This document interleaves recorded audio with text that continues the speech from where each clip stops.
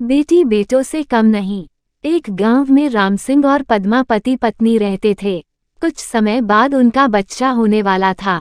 Padma hospital में भर्ती थी। नर्स ने राम सिंह को आकर खुशखबरी दी कि आपके जुड़वां बच्चे हुए हैं। राम सिंह ने कहा कि दो लड़के, लेकिन नर्स ने कहा कि एक लड़का एक लड़की। राम सिंह लड़की नहीं चाहता था, क्योंकि लड़की की शादी में होने वाले खर्चे से वह डरता था। 2-4 दिन के बाद राम सिंह अपनी पत्नी और बच्चों के साथ अपने घर पर आ गया। वह ज्यादातर लड़के को ही खिलाता था। पद्मा को यह बात पसंद नहीं थी।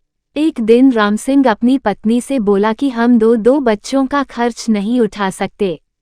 हमारी आर्थिक स्थिति अच्छी नहीं है। इसके अलावा लड़की की शादी में होने वाले खर्चे को भी हम नहीं उठा सकते। इसलिए हम लड़की को मेरे मित्र को सौंप देते हैं, जिसकी कोई संतान नहीं है। वो हमारी लड़की को हमसे भी अच्छे से पालेगा, क्योंकि वह बहुत अमीर है। पद्मा ने अपनी लड़की को देने से मना किया, लेकिन राम सिंह के कहने पर दुखी मन से उसने अपनी लड़की को राम सिंह को सौंप दिया। राम सिंह ने लड़की को अपने मित्र की बीवी को सौंप दिया। बच्चा पाकर वह बहुत खुश हुए। इसके बाद समय बीतता गया। राम सिंह अपने लड़के को अच्छे से पाल रहा था और उसकी हर इच्छा को पूरा करता था। लड़का जब 20 वर्ष का हुआ तो उसने राम सिंह से बाइक दिलाने की जिद की। राम सिंह ने अपनी बीवी के गहने बेचकर उसको बाइक दिला दी। कुछ समय बाद उसने अपने लड़के के लिए खेत बेचकर एक दुकान खुलवा दी, जिससे वो कुछ कमाने लग गया। फिर कुछ समय बाद उसकी शादी भी करा दी। शादी के बाद राम सिंह के लड़के का व्यवहार बदल गया।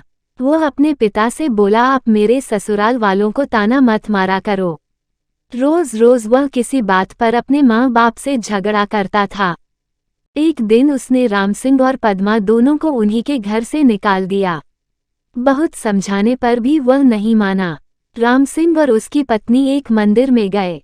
वहां पहुंचकर पद्मा ने राम सिंह को कहा कि मंदिर का प्रसाद खा लेते हैं। जब पर प्रसाद ले रहे थे तो वहां पर राम सिंह के मित्र की पत्नी आ गई। उसने राम सिंह को पहचान लिया। उसने अपनी उसी बेटी से राम सिंह को मिलवाते हुए बताया कि यह वही है जिसको आपने 25 वर्ष पहले हमको सौंपा था। आज यह एक डॉक्टर है और वृद्धाश्रम भी चलाती है। राम सिंह और पद्मा अपनी बेटी से मिलकर बहुत खुश हुए और उन्हें अपनी सारी बात अपनी बेटी को बताई। इसके बाद वह बोली कि अब आप दोनों मेरे साथ ही रहेंगे। सीख: इस कहानी से हमें यह सीख मिलती है कि हमें कभी भी लड़के लड़की में भेदभाव नहीं करना चाहिए।